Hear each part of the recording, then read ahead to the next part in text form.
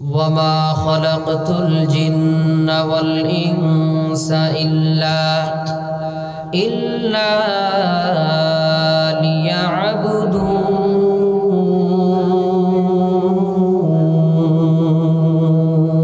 الله أكبر মুসলমান ইমানদার আল্লাহ পাক রব্বুল আলামিন বলেন ওয়ামা খালাকতুল জিন্না ওয়াল ইনস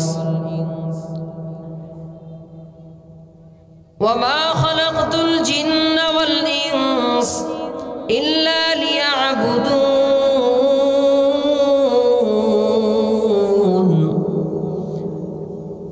আমি আল্লাহ পাক রব্বুল আলামিন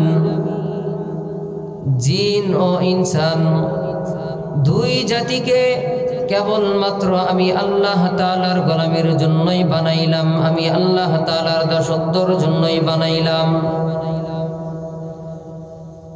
আল্লাহ পাক রব্বুল আলামিন দুনিয়ার জমিনে অগণিত প্রাণী সৃষ্টি করেছেন রে মুসলমান, কিন্তু আল্লাহ তাআলা কারো ব্যাপারে বলেন নাই আমি তোমাদেরকে আমার গোলামের জন্য বানাইলাম। আল্লাহ তাআলা মানুষ ও জিন জাতিকে একমাত্র আল্লাহ তাআলার ইবাদতের জন্য বানাইছেন, গোলামির জন্য বানাইছেন। আর দুনিয়ার জমিনে যত কিছু দেখো রে বান্দা, তুমি শুধু আমি আল্লাহ তাআলার গোলামি করবা। আমি আল্লাহ তাআলা গোটা মাখলুককেই তোমার গোলাম বানায়া দিব। এরে মুসলমান ইমানদার, দুনিয়ার জমিনের মধ্যে আল্লাহ তাআলা মানুষকে এত দুর্বল করে বানাইছেন। আমার আল্লাহ তাআলা বলেন মানুষের মতো দুর্বল আমি আল্লাহ তাআলা অন্য কোনো প্রাণী বানাই নাই। রে মুসলমান খেয়াল করে দেখবেন, গর্তের একটা পিপিলিকার চাইতেও মানুষ বড় দুর্বল। গর্তের পিপিলিকাটা একবার যদি মেজাজ গরম করে নেয়, ও মানুষ এক প্লেট খানা তুমি আরামে খাইতে পারবা না। এ মানুষ গাভীর চাইতেও তুমি বড় দুর্বল। একটা গাভী কোনো কিছুক্ষণের জন্য তুমি দহন করতে পারবা না, ওইটা ভক্ষণ করতে পারবা না। এই গাভী শুধু নত হইয়া থাকে একমাত্র আমার আল্লাহ তাআলার আদেশ, আমার আল্লাহ তাআলার আদেশ। এর গাভী আমার বান্দাকে আমি বানাইছি শুধু একমাত্র আমার গোলামি করার জন্য। আমার বান্দা আমার গোলামি করবে, আমার দাসত্ব করবে। আর তুমি গাভী আমার বান্দার গোলামি করবা, আমার দাসত্ব করবা। এর মুসলমান মানুষ কেমন দুর্বল একটু তাকাইয়া দেখবা, খেয়াল করে দেখবা। একটা ছাগলের বাচ্চা যখন মায়ের গর্ভ থেকে দুনিয়ার জমিনে আসে, ছাগল 1.5-2 ঘন্টা পরে দেখবা ছাগল লাফালাফি করে, লাফাইতেছে। কিন্তু একটা মানুষের সন্তান যখন দুনিয়ার জমিনে আসে রে মানুষ, ওই মানুষের সন্তান দুনিয়ার জমিনে আসার পর 2 বছর 2-2.5 বছর পর্যন্ত সময় লেগে যায় তার হুহা শিখতে। 2 থেকে 2.5 বছর সময় লেগে যায় তার বসা শিখতে, হাঁটা শিখতে।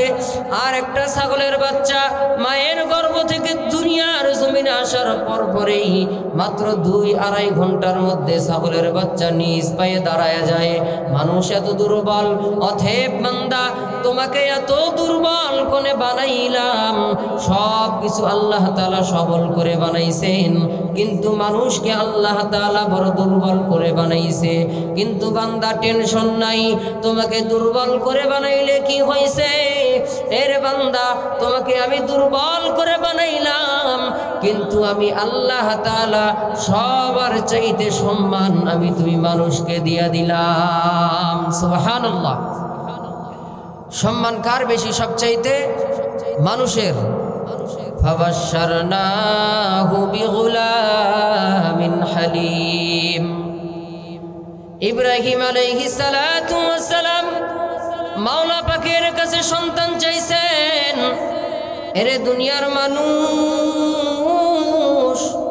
মানুষ যেহেতু বড় শ্রেষ্ঠ, বড় দামি, তোমাকেও আল্লাহ তাআলা সন্তান দিয়েছেন। ইব্রাহিম আলাইহিস সালাতু ওয়াস সালাম সন্তান চাইলেন, শ্রেষ্ঠ সন্তান চাইলেন, আল্লাহ তাআলা কবুল করলেন। এ মানুষ সবাই কবরের পথযাত্রী। আল্লাহ তাআলা বলেন, কুল্লু নাফসিন যায়িকাতুল মাউত, প্রত্যেক প্রাণীরই মৃত্যুর স্বাদ গ্রহণ করতে হবে। যার জীবন আছে তাকেই মৃত্যুর স্বাদ গ্রহণ করতে হবে রে বান্দা। চাই সে নেককার হোক, চাই সে বদকার হোক, চাই সে মানব হোক আর দানব হোক, চাই সে বাদশাহ হোক, যেই হোক না কেন প্রত্যেকটা মানুষকে মৃত্যুর স্বাদ গ্রহণ করতে হবে। কিন্তু মৃত্যুর স্বাদ গ্রহণ তো করতেই হবে রে বান্দা। কিন্তু মৃত্যুর স্বাদটা কেমন হওয়া দরকার? মৃত্যুর স্বাদটা যদি তোমার ভালো হয়, তোমার আমল যদি ভালো থাকে, তোমার মৃত্যুর স্বাদটাও ভালো হবে। এ বান্দা, তুমি কি মনে করছো দুনিয়ার জীবনে খাইলাম দাইলাম ফুর্তি করলাম, আজরাইল আসলো চলে গেলাম? না, এমনটা কখনোই হবে না, এমনটা ভাবিও না। মৃত্যুর যন্ত্রণা বেঈমান আর ইহুদিদের এমন ভাবে হবে। এরে মুসলমান, এরে নবীর উম্মতের দল, বেঈমানের মৃত্যুর সময় এমন যন্ত্রণা হবে, এমন কঠিন হবে। ইব্রাহিম আলাইহিস সালাতু ওয়াস সালাম আজরাইল আলাইহিস সালামকে ডাকতে বলে, ও ভাই আজরাইল, বেঈমানের রূহটা তুমি কেমনে কবজ করো? আমি একটু দেখতে চাই, আমাকে একটু দেখায় দাও। আজরাইল আলাইহিস সালাতু ওয়াস সালাম ইব্রাহিম আলাইহিস সালামকে ডাকতে বলেন, ওগো পয়গম্বর, বেঈমানের রূহ কেমনে কবজ করি আপনি দেখলে সহ্য করতে পারবেন না, দেখার দরকার নাই। ইব্রাহিম আলাইহিস সালাতু ওয়াস সালাম বলেন, ও আজরাইল, আমি সহ্য করতে পারবো, আমার সমস্যা হবে না, কিন্তু বেঈমানের রূহ তুমি কেমনে কবজ করো এটা আমাকে দেখাই লাগবে। এরে মুসলমান, গভীর মনোযোগ দিবেন। আল্লাহ তাআলা বেঈমানের রূহটা কেমনে কবজ করাই, ইব্রাহিম আলাইহিস সালাতু ওয়াস সালাম যখন জেদ ধরলেন, আজরাইল আলাইহিস সালাম ডাক দিয়ে বলেন, ওগো পয়গম্বর, আপনি একটু অন্যদিক ঘুরে তাকান, আমি বেঈমানের রূহটা কেমনে কবজ করি এইটা একটু, ওই সুরতটা নিয়ে একটু আপনার সামনে দাঁড়াই। আজরাইল আলাইহিস সালাতু ওয়াস সালাম কথা বলার পর ইব্রাহিম পয়গম্বর একটু পিছনের দিকে যখন তাকাইছেন, তাকানোর পর কিছুক্ষণ পরেই আজরাইল আলাইহিস সালাতু ওয়াস সালাম ডাক দিয়ে বলতেছেন, ওগো পয়গম্বর, এইবার একটু তাকান, এইবার একটু আমার দিকে দেখেন। যখন আজরাইল আলাইহিস সালাতু ওয়াস সালাম দেখার জন্য বলছেন, ওরে দুনিয়ার মানুষ ইমানদার, ইব্রাহিম আলাইহিস সালাতু ওয়াস সালাম একটা নজর দেওয়া মাত্রই একটা চিৎকার দিয়া অজ্ঞান হয়ে দুনিয়ার জমিনের মধ্যে পড়ে গেছে। ইব্রাহিম আলাইহিস সালাতু ওয়াস সালাম শুধু এক নজর দেখছেন, এক নজর দেখার পরেই অজ্ঞান হয়ে দুনিয়ার জমিনে পড়ে গেছেন। ইব্রাহিম আলাইহিস সালাতু ওয়াস সালাম আস্তে আস্তে যখন সুস্থ হলেন, সুস্থ হওয়ার পর আজরাইল ডাক দিয়ে বলতেছেন, ওগো পয়গম্বর, কি দেখলেন? কি দেখে অজ্ঞান হয়ে গেলেন? কি দেখে বেহুশ হয়ে গেলেন? ওগো আজরাইল, তোমার এই সূরত আমি আর কখনোই দেখি নাই। ও আজরাইল, এমন সূরত দেখলাম, তোমার পাটা জমিনের মধ্যে, মাথাটা আসমানের মধ্যে, মাথার চুলগুলি পা পর্যন্ত লটকানো, চক্ষুগুলি পাহাড়ের উহুদ পাহাড়ের মতো বড় বড় চক্ষু, আর প্রত্যেকটা চক্ষু এত বড় বড় উহুদ পাহাড়ের মতো বড় বড় 12টা চক্ষু। প্রত্যেকটা চক্ষুর ভেতর থেকে আগুনের সিলকি বের হয়, তোমার নাক মুখ থেকে আগুনের সিলকি বের হয়, প্রত্যেকটা লোম থেকে আগুনের সিলকি বের হয়। এত দুর্গন্ধ দি, যেই দুর্গন্ধ কখনো বর্ণনা করা যায় না। ওগো পয়গম্বর, এইটা দেখেই আপনি অজ্ঞান হয়ে গেছেন।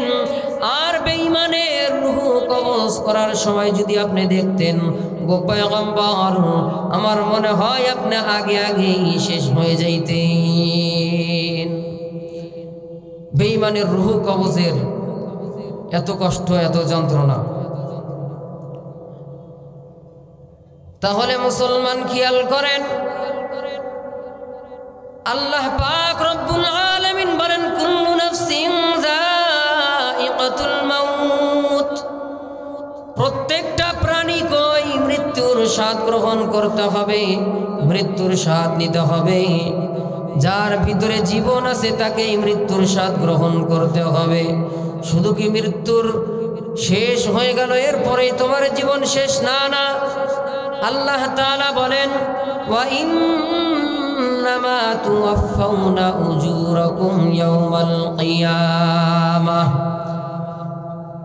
মৃত্যুর পরবর্তী যে জীবন আছে, ওয়া ইন্নামা তুওয়াফাউনা উজুরাকুম ইয়াওমাল কিয়ামাহ, এরপর কিয়ামতের ময়দানে তোমাদেরকে উঠানো হবে। ওয়া ইন্নামা তুওয়াফাউনা উজুরাকুম ইয়াওমাল কিয়ামাহ, মৃত্যুর পরবর্তী জীবন কিয়ামতের ময়দানে তোমাদেরকে উঠানো হবে। ফামান যুহজিহা আনিন নার ওয়া উদখিলাল জান্নাতা ফাকাদ ফাজ। রব্বে কারীম বলেন মৃত্যুর পরবর্তী জীবন কিয়ামত, যেই কিয়ামতের ময়দানে তোমাদের কাজের বদলা পরিপূর্ণ, নেক কাজ করলে নেক কাজের বদলা পরিপূর্ণ দেওয়া হবে, বদ কাজ করলে বদ কাজের বদলা পরিপূর্ণ দেওয়া হবে। তারপর বদলা দেওয়ার পর ফামান যুহজিহা আনিন নারি ওয়া উদখিলাল জান্নাতা ফাকাদ ফাজ, যেই বান্দাগুলিকে জাহান্নাম থেকে মুক্ত করে জান্নাতের সার্টিফিকেট দেওয়া হবে, জান্নাতের মধ্যে প্রবেশ করানো হবে, ওই বান্দাগুলি কেবলমাত্র সফল কাম, ওই বান্দাগুলি কামিয়াব। আর যেই বান্দাগুলিকে পরিপূর্ণ পাপের বদলাগুলি দিয়া দিয়া জাহান্নামের মধ্যে পাঠানো হবে, ওই বান্দাগুলি কেমন কপাল পড়া, কেমন হতভাগা। ওই বান্দাগুলির মতো কপাল পড়ার হতভাগা দুনিয়ার জমিনে হয় না রে মুসলমান। দুনিয়ার জমিনের জন্য পাগল, দুনিয়ার জমিনে গাড়ি করলা মনে করছো সফলতা অর্জন করে ফেলছি। রে মুসলমান, তোমার আমার জীবনে কত গুনাহ, তোমার আমার জীবনে এত গুনাহ, এত গুনাহ, যেই গুনাহ করে করে আজকে গুনাই মনে হয় না। তোমার আমার জীবনে নামাজ ত্যাগ করার গুনাহ, তোমার আমার জীবনে কত অন্যায়, কত অন্যায়। আল্লাহ তাআলা 5 ওয়াক্ত নামাজ ফরজ করেছেন, তুমি আল্লাহ তাআলার হুকুম না মানার গুনাহ। রে মুসলমান, তোমার আমার জীবনে এত গুনাহ, গুনাহ করতে করতে এখন মনে হয় তুমি আর আমি গুনাই করি না, এটাকে গুনাই মনে হয় না। অথচ আল্লাহর বান্দা পয়গম্বর আরবি মুহাম্মদুর রাসূলুল্লাহ সাল্লাল্লাহু আলাইহি ওয়াসাল্লামের সাহাবাই কেরাম একটু গুনার জন্য কত কান্নাকাটি করছেন। সামান্য একটু গুনাহ হয়ে গেলেই কান্নাকাটি করতে করতে করতে করতে কলিজাটা ফেটে মারা গেছেন। এমন নজির দুনিয়ার জমিনে পয়গম্বরের সাহাবীরা রেখে গেছেন। হযরতে সাহলাবা রাদিয়াল্লাহু তাআলা আনহু নবীর একজন সাহাবী। এই সাহলাবা রাদিয়াল্লাহু তাআলা আনহু জমিন দিয়া রাস্তার মধ্যে হাঁটতেছেন, রাস্তার মধ্যে হঠাৎ হাঁটাহাঁটি করতেছেন। হাঁটাহাঁটি করতে করতেই দেখা গেল রাস্তার পাশে একজন মহিলা পর্দার আড়ালের মধ্যে গোসল করতেছে। পর্দার আড়ালে বাতাসের কারণে পর্দাটা বারে বারে সরে যায়। হযরতে সাহলাবার নজরটা একটু ওই দিকে চলে যায়। হযরতে সাহলাবার নজর যখন ওই দিকে চলে গেছেন, সাহলাবা শয়তানের প্রলোভনে পড়ে গেলেন।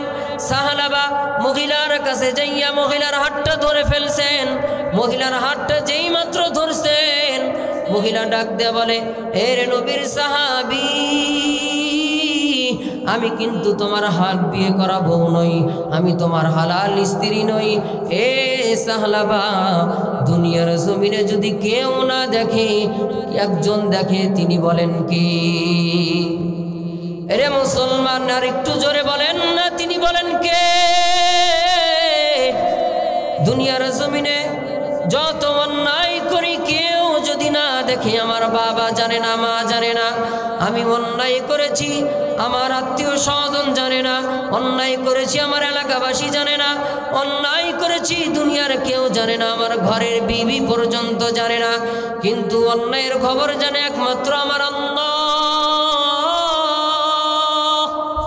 হযরতে সাহলাবাকে মহিলা ডাক দেয়া বলে, সাহলাবা আমার হাতটা ছেড়ে দাও, আমি তোমার বিয়ে করা বিবি নই, আমি তোমার হালাল স্ত্রী নই। সাহলাবা রাদিয়াল্লাহু তাআলা আনহু সাথে সাথে হাতটা ছেড়ে দিয়া চলে গেলেন ওই পাহাড়ের মধ্যে যাইয়া হযরতে সাহলাবা রাদিয়াল্লাহু তাআলা আনহু চোখের পানি ফালাইয়া ফালাইয়া কান্না করে আর ডাক দেয়া বলে, ওরে আমার মালিক, ও আমার আল্লাহ, আমি গুনাহ করে ফেলেছি, অন্যায় করে ফেলেছি, আমাকে মাফ করিয়া দাও। এইদিকে মদিনার মধ্যে সাহাবায়ে কেরাম হযরতে সাহলাবাকে খুঁজে খুঁজে হয়রান, সাহলাবাকে কোথাও পাওয়া যায় না। হঠাৎ পাহাড়ের চূড়ায় চলে গেলেন। পাহাড়ের চূড়ায় চলে যাওয়ার পর সাহলাবাকে দেখতেছেন ওইভাবে গুহার মধ্যে বসিয়া বসিয়া কান্না করে। সাহলাবাকে ডাকতে বলে, এ ভাই সাহলাবা, তোমাকে এত খোঁজা খুঁজতেছি, তুমি এই গুহার মধ্যে কেন কান্না করো? চলো ভাই চলো, মদিনার মধ্যে চলো। সাহলাবা ডাকতে বলে, না না, আমি আর মদিনায় যেতে পারবো না, আমি আর মদিনায় যাব না, আমি অন্যায় করেছি, আমি গুনাহ করেছি, আমার এই চেহারা আমি কেমনে আমার নবীকে দেখাবো আমি জানি না, আমি কেমনে মদিনায় যাব। সাহাবায়ে কেরাম যখন ছাড়ে না, সাহলাবা ডাকতে বলে, ভাই আমাকে যদি মদিনায় নিতেই হয়, আমার হাতের মধ্যে রশি লাগাইয়া আসামিকে যেমনে টেনে হিচড়ে নিয়ে যাওয়া হয়, আমার হাতের মধ্যে রশি লাগাইয়া অমনে টেনে হিচড়ে নিয়ে যাও, আমাকে যেন দেখলেই বুঝতে পারে সাহলাবা গুনাহ করেছে, সাহলাবা অন্যায় করেছে। সাহলাবার কথা অনুযায়ী সাহলাবার হাতের মধ্যে রশি লাগানো হলো রে ভাই। সাহলাবার হাতের মধ্যে রশি লাগাইয়া টেনে হিচড়ে যখন নিয়ে যাওয়া হয়, সাহলাবা ডাক দেয়া বলে, ও আমার সাথী ভাই, আমি যে অন্যায় করেছি, আমি যে গুনাহ করেছি, এই গুনাহ নিয়া, এই চেহারা নিয়া, পাপিষ্ঠ চেহারা নিয়ে আমি কেমনে আমার নবীর কাছে যাব? আমি আমার নবীর কাছে যাইতে পারবো না। শুনেছি হযরতে ওমর ফারুক রাদিয়াল্লাহু তাআলা আনহু, হযরতে আবু বকর রাদিয়াল্লাহু তাআলা আনহু বড় নরম দিলের মানুষ, আমাকে হযরতে আবু বকরের কাছে নিয়ে যাও। আবু বকরের কাছে যাওয়া হলো রে মুসলমান। আবু বকরের কাছে যাওয়ার পর সাহলাবা যখন ডাক দিয়ে বলে, ও আমার ভাই, আমি তো এরকম অন্যায় করে ফেলেছি, আমি এরকম গুনাহ করে ফেলেছি। আবু বকর নরম মানুষ, হঠাৎ গরম হয়ে গেলেন। গরম হইয়া ডাক দিয়ে বলতেছে, গুনাহ করছো আল্লাহর কাছে, আল্লাহর কাছ থেকে মাপ চাও, আমার কাছে কি? তবে তুমি আমার দরজায় থাকতে পারবা না, তুমি যেহেতু গুনাহগার, তুমি আমার দরজা থেকে বাইরে চলে যাও। হযরতে সাহলাবার চোখের পানি আর কান্নার আওয়াজ। সাহলাবা ডাক দেয়া কয়, ও আমার সাথী ভাই, আবু বকর ভাই বড় নরম মেজাজের মানুষ। এই ভাই আবু বকর হঠাৎ গরম হয়ে গেলেন, আমি আমার নবীর কাছে যাইতে পারবো না। শুনেছি হযরতে আলী বড় নরম মেজাজের মানুষ, হযরতে আলীর কাছে নিয়ে যাও। আরে মুসলমান, সংক্ষেপে ঘটনাটা পড়ে যাই, শোনেন। হযরতে আলী রাদিয়াল্লাহু তাআলা আনহুর কাছে যখন নিয়ে যাওয়া হলো, হযরতে আলী একই জবাব দিলেন, তুমি গুনাহ করেছো, তুমি গুনাহগার, আল্লাহ তাআলার কাছে মাফ চাও, আমার কাছে থাকতে পারবা না, তুমি গুনাহগার, আমার দরজা থেকেও চলে যাও। হযরতে আলী ফিরে দিলেন, একে একে হযরতে ওমর ফারুক রাদিয়াল্লাহু তাআলা আনহু ফিরাইয়া দিলেন। হযরতে ওসমান গনির কাছে গেলেন, হযরতে ওসমান গনিও ফিরাইয়া দিলেন। হযরতে সাহলাবা রাদিয়াল্লাহু তাআলা আনহু চোখের পানি ফালাইয়া আর কান্দে আর বলে, ও আমার সাথী ভাই, একে একে সবাই ফিরাইয়া দেয়, আমি আর কার কাছে যাব? আমার নবী ছাড়া তো আর আমার কোনো উপায় নাই, আমার কোনো গতি নাই, আমার নবীর কাছে আমাকে নিয়ে যাও। সাহালাবাকে যখন নবীর কাছে নিয়ে যাওয়া হলো, নবী ঘটনা খুলে শোনার পর, নবীকে শোনানো হলো আবু সাহলার ঘটনা, সাহলাবার ঘটনা। আবু সাহলাবা ঘটনাটা শোনার পর পয়গম্বরে আরবি ডাকতে বলে, এ রে সাহলাবা, তুমি এত বড় অন্যায় করেছ, এত বড় গুনাহ করেছ। ও সাহলাবা, তুমি আমার দরবারে থাকতে পারবা না, আমার দরবার থেকে বাহিরে হয়ে যাও, আমার দরবার থেকে চলে যাও। সাহলাবা ডাকতে কয়, ও আমার ভাই, আমার হাতের রশিটা খুনিয়াই দাও। হযরতে আবু বকর ফিরাইয়া দেয়, আলী ফিরাইয়া দেয়, ওসমান ফিরাইয়া দেয়, ওমর ফিরাইয়া দেয়, আমার নবীও এখন আমারে ফিরাইয়া দেয়। আমি আর এই মদিনার জমিনে থাকতে চাই না, মদিনা থেকে দূরে কোথাও চলে যাব। সাহলাবা রাদিয়াল্লাহু তাআলা আনহুর হাতের বাঁধন খুলে দেওয়ার পর সাহলাবা পাহাড়ের চূড়ায় যাইয়া চিল্লায়া চিল্লায়া কান্দে আর মাওলায়ে কারীমের কাছে মাফ চাই। একদিন যায়, 2 দিন যায়, 3 দিন যায়, 4 দিনের বেলায় আমার আল্লাহ তাআলা জিবরাইলকে পাঠায় দিয়েছেন, ও জিবরাইল, জলদি করে যাও, আমার পয়গম্বরের কাছে চলে যাও, আমার পয়গম্বরকে যাইয়া বলো আমি আল্লাহ তাআলা সাহালাবার জীবনের গুনাহ মাফ করে দিছি। সাহালাবাকে ফিরাইয়া নিয়ে আসেন, সাহালাবার জীবনের গুনাহ আমি আল্লাহ তাআলা মাফ করে দিছি। সাহাবায়ে কেরাম খুঁজতে খুঁজতে পয়গম্বর সাহাবায়ে কেরামদেরকে ডাক দেয়া বলতেছেন, তাহলে সাহালাবাকে খুঁজে আনো, খুঁজে বের করে নিয়ে আসো সাহালাবাকে। হযরতে আলী ডাক দেয়া বলে, ওগো পয়গম্বর, সাহালাবাকে খোঁজার জন্য আমি যাব। ওমর বলে আমি যাব, ওসমান বলে আমি যাব, আবু বকর বলে আমি যাব। কেন আমরা যাব? সাহালাবা আমাদের ঘরের দরজায় আসছিল, কিন্তু আমরা ফিরে দিছি গুনাহগার বলে। ও পয়গম্বর, সাহালাবাকে আমরা খোঁজার জন্য যাব। সাহালাবাকে খোঁজার জন্য খুঁজতে খুঁজতে এক পর্যায়ে আবার ওই পাহাড়ের চূড়ায় যখন চলে গেছেন, পাহাড়ের চূড়ায় যাওয়ার পর পাহাড়ের চূড়ায় যাইয়া কিছু মানুষ রাখালদেরকে জিজ্ঞাসা করতেছে, আমাদের এক ভাই হারায় গেছে, তোমরা কি খুঁজ পাইছো কিনা? রাখালেরা বলতেছে, একজন ব্যক্তি কি জানি নাম জানি না, তবে ওই পাহাড়ের গর্তের মধ্যে দিন রাত শুধু কান্দে আর কান্দে, কান্দে আর কান্দে, তার চিল্লানি আর কান্দানের আওয়াজে আমাদের বাচ্চা কাচ্চাগুলিও ঘুমাইতে পারে না ঠিক মতো, এত চিল্লায় আর এত কান্দে। সবাই ডাকতে বলে, এটার কেউ নয়, এটা নিশ্চিত সাহালাবা। চলো সাহালাবার কাছে চলো। সাহালাবার কাছে যখন চলে গেছেন, সাহালাবা দেখে 2 হাত উঠাইয়া কান্দে, আল্লাহ, তাকায়া দেখো দুনিয়ার জমিনে কত মানুষ আরামের ঘুম ঘুমায়, দুনিয়ার জমিনে বিবি বাল বাচ্চা নিয়ে আরামের ঘুম ঘুমায়। আজ কতদিন হইল আরামের ঘুম নাই, আরামের খানা নাই, বিবি সন্তানের সাথে দেখা নাই। ও আল্লাহ, তুমি কি আমাকে মাফ করবা না? পেছন থেকে আবু বকর রাদিয়াল্লাহু তাআলা আনহু সাহালাবার ঘরে হাত দিলেন। ও ভাই সাহালাবা, তোমার জন্য আল্লাহ তাআলার পক্ষ থেকে ক্ষমার ঘোষণা আসছেন, চলো মদিনায় চলো। না, সাহালাবা ডাক দেয়া বলে, আমি মদিনায় যেতে পারবো না, কারণ আমি গুনাহগার, আমি গুনাহগার, আমি মদিনায় যেতে পারবো না। হে সাহালাবা, আমরা 4 জন সাক্ষী দিতেছি আল্লাহ তাআলা তোমাকে মাফ করে দিয়েছেন। পয়গম্বরের কাছে আল্লাহ তাআলা জানায়া দিয়েছেন, পয়গম্বরও তোমার উপর রাজি আছেন, খুশি আছেন, চলো মদিনায় চলো। সাহালাবাকে যখন মদিনার দিকে নিয়ে যায়, হযরতে ওমর ফারুক রাদিয়াল্লাহু তাআলা আনহু বলেন, ওই সময়টা ছিল নামাজের সময়। মদিনার মধ্যে মসজিদে নববীতে নামাজের একামত চলতেছেন। ওমরে ফারুক বলেন, আমরা শুরুর কাতারে জায়গায় পাই নাই, পিছনের কাতারে বসে গেলাম।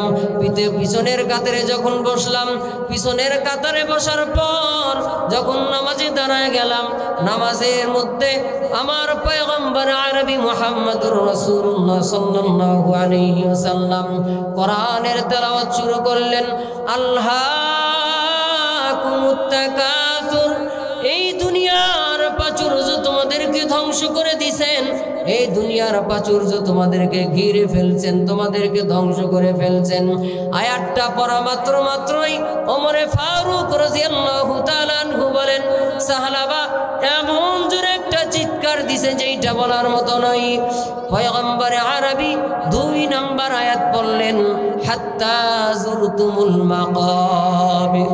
2 নম্বর আয়াতটা যখন পয়গম্বর পড়ছেন, 2 নম্বর আয়াতের মধ্যে আল্লাহ তাআলা বলেন, এই প্রাচুর্য কত দূর পর্যন্ত তোমাদের থাকবে? দুনিয়ার অর্থ সম্পদ, গাড়ি বাড়ি, প্রাচুর্য কতক্ষণ পর্যন্ত থাকবে? কবর পর্যন্ত এই প্রাচুর্য থাকবে। কবরে চলে যাইবা, তোমার বাড়ি পড়ে থাকবে, গাড়ি পড়ে থাকবে, সব কিছু পড়ে থাকবে, শুধু তুমি থাকবা না। সাহাবা 2 নম্বর আয়াতটা শোনা মাত্রই সাহাবা এত জোরে একটা চিৎকার দিছে, মসজিদে নববীটা থর করে কেঁপে উঠছেন, মসজিদে নববী থর করে কেঁপে উঠছেন। ওমরে ফারুক বলেন, এক পর্যায়ে যখন নামাজ শেষ হয়ে গেল, নামাজ শেষ হওয়ার পর তাকায় দেখি সাহাবা আর দুনিয়ার জমিনে বেঁচে নাই। হযরতে সাহাবা কলিজা ফেটে মারা গেছে। 2টা চিৎকারে সাহাবা কলিজা ফেটে মারা গেছে, তারা এত কান্না করছেন। আর তোমার আর আমার জীবনে কত গুনাহ রে যুবক, একটাবার কি ভাবছো তোমার আর আমার জীবনে কত গুনাহ? এই মোবাইল দ্বারাই তোমার আর আমার জীবনে কত গুনাহ। আরে মুসলমান, এই মোবাইল দ্বারাই তোমার আমার জীবনে কত গুনাহ। ইউটিউবের মধ্যে তোমার আমার গুনাহ, মেসেঞ্জারের মধ্যে তোমার আমার গুনাহ, হোয়াটসঅ্যাপের মধ্যে তোমার আমার গুনাহ। এ মুসলমান, শুধু গুনার গুনাহ, ফেসবুকের মধ্যে তোমার আর গুনাহ, তোমার আর আমার গুনাহ এই মোবাইলের মধ্যেই কত। এ মুসলমান যুবক, একটাবার কি চিন্তা করছো এতটুকু গুনাহের জন্য যদি এত কান্না করতে হয়, এত আফসোস করতে হয়, তোমার আর আমার জীবনে কেমন কান্না করা উচিত, কেমন কান্না করা উচিত, কেমন চাওয়া উচিত? রে মুসলমান, এই জন্য পায়ে হাত দিয়ে বলে যাই, আল্লাহ তাআলার হুকুম আহকাম ঠিক মতো মানো। ভুল করে ফেলছো, আল্লাহ তাআলার কাছে মাফ চাও। আল্লাহ, আমরা ভুল করে ফেলেছি, অন্যায় করে ফেলেছি, আমাদেরকে মাফ করে দাও। আল্লাহ তাআলা বলেন, লা তাকনাতু মির রাহমাতিল্লাহ, ইন্নাল্লাহা ইয়াগফিরুয যুনুবা জামিআ, ইন্নাহু হুয়াল গফুরুর রহিম।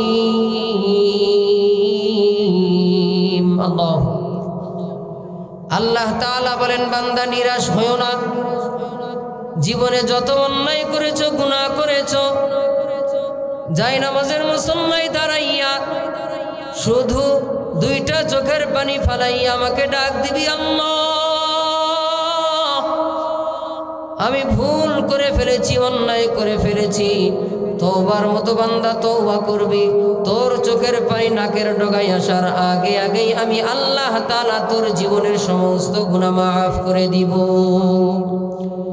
এরে মুসলমান, এই জন্য গুনাহ থেকে বাঁচার জন্য চেষ্টা করব, কারণ গুনাহ হয় এত খারাপ জিনিস। গুনাহের কারণে কবরের মধ্যে শাস্তি, মিজানে শাস্তি, হাসরে শাস্তি, জাহান্নামের আগুনের মধ্যে পড়তে পারো না। রে মুসলমান, তুমি কি জানো যে জাহান্নামের পথে তুমি আছো, আমি আছি? এই জাহান্নামের ভয়ে পাথর পর্যন্ত কান্না করে, এই জাহান্নামের ভয়ে এত কঠিন পাথর যদি কান্না করতে পারে, তুমি আমি কেন কান্না করব না জাহান্নামের ভয়ে? অতএব মুসলমান আসো, আল্লাহ তাআলার দরবারে মাফ চাই, ক্ষমা চাই। ওগো আল্লাহ, আজকে এই মাহফিল থেকে আল্লাহ প্রতিজ্ঞা করে গেলাম, তওবা করে গেলাম, আল্লাহ আর জীবনে গুনাহ করব না, আর জীবনে অন্যায় করব না, কোরআন হাদিসের বিরুদ্ধে আর কথা বলবো না। ওগো মালিক আল্লাহ, আর জীবনে নামাজ ছাড়ব না। এ মুসলমান, তওবা করার যদি নিয়ত হয়, খাঁটি তওবা দিলে দিলে করে যাও, খাঁটি তওবা আজকে করে যাও।